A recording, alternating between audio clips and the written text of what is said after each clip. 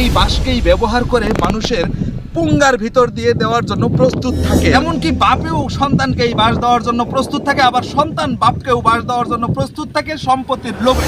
এই বাঁশ দিয়েই আমার শেষ যাত্রা শুরু হবে। আদৌ কি আপনি বাঁশ কাউকে দিচ্ছেন নাকি আপনি বাঁশ খেয়েছেন? ভাই আপনার এইটার উপর দিয়ে আসতে ভয় লাগে না? ব্যাম্বো ব্রিজের সামনে, এটি বাংলাদেশের বিখ্যাত ব্রিটিশ পিরিয়ডের এই ব্যাম্বো ব্রিজটি। এই ব্যাম্বো ব্রিজটি আশুলিয়া থানা, এটা তুরাগ নদী। ব্রিটিশ পিরিয়ডের এই ব্যাম্বো ব্রিজটি এখনও দৃশ্যমান। মানুষ এটি দিয়ে পারাপার করে, ওপাশ থেকে এপাশে আসে, ওপাশের ধান কাঠ যা আছে সম্পূর্ণ কেটে নিয়ে আসে। আবার ওইদিকে দেখুন কি সুন্দর মানুষের মাছ ধরতেছে। আবার ওই পাশে দেখুন এই যে ঘাস কেটে নিয়ে আসছে গরুদেরকে খাওয়ানোর জন্য। আর তার মাঝখানেই হচ্ছে এই ব্যাম্বো ব্রিজটি। এই ব্যাম্বো ব্রিজটির একটা ঐতিহাসিক দৃশ্য, সেই 1990 সালের আগে এই সমস্ত ব্রিজগুলো সচরাচর চোখে পড়তো এবং মানুষে ব্যবহার করত। এসব এখন উঠে গিয়েছে। কারণ এসব উঠে গিয়েছে কেন, কী জন্যে জানেন? এই বাঁশগুলো এখন আর মানুষে ব্যবহার করে না।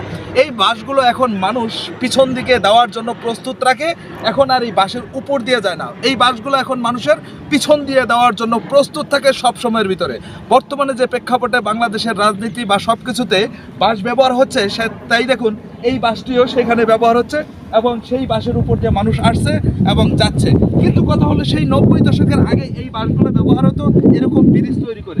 এটাকে নাম হচ্ছে ব্যাম্বো ব্রিজ। এক কথা বাংলাদেশের না, বিশ্ববিখ্যাত সবচাইতে এক্সক্লুসিভ ব্রিজ হচ্ছে এইটা। এটার উপর দিয়ে একজন লোক যাচ্ছে। ভাই আপনার এটার উপর দিয়ে আসতে ভয় লাগে না? ভয় লাগে না?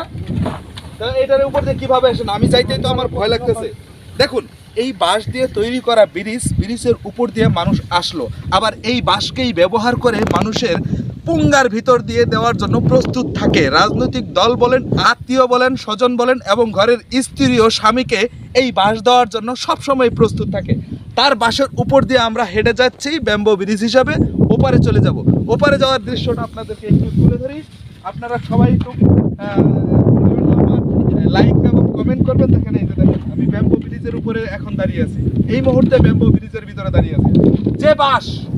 যে বাঁশ সকাল সন্ধ্যা দুপুর রাত, যেই বাঁশ সকাল সন্ধ্যা দুপুর রাত স্ত্রী স্বজন সকলেই ধরুন, এমনকি বাপেও সন্তানকে এই বাঁশ দেওয়ার জন্য প্রস্তুত থাকে, আবার সন্তান বাপকেও বাঁশ দেওয়ার জন্য প্রস্তুত থাকে সম্পত্তির লোভে। আবার দেশের প্রধানমন্ত্রী জনগণকে বাঁশ দেওয়ার জন্য প্রস্তুত থাকে। আবার কেউ না কেউ রাজনৈতিক দল, কেউ না কেউ মানে ক্ষমতায় যাবার জন্য এই বাঁশগুলো ব্যবহার করে থাকে। আর এই বাঁশের উপর দিয়েই আমি হেঁটে যাচ্ছি।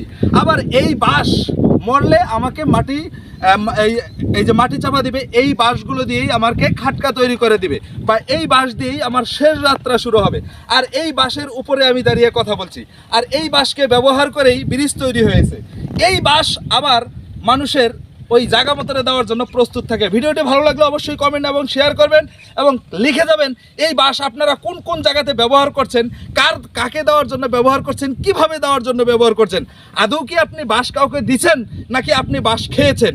যদি খেয়ে থাকেন তবুও লিখে যাবেন, আর যদি বাঁশ না খেয়ে থাকেন তবুও লিখে যাবেন যে কাউকে দেওয়ার জন্য প্রস্তুত আছেন। যদি কাউকে দেওয়ার জন্য প্রস্তুত থাকেন সেটাও আপনি লিখে যাবেন। ধন্যবাদ। এই পর্যন্তই, এই ব্যাম্বো ব্রিজ থেকে আজকে এই পর্যন্তই। খোদা হাফেজ বাংলাদেশ। আই এম বাংলা টিভির পক্ষ থেকে ধন্যবাদ সবাইকে।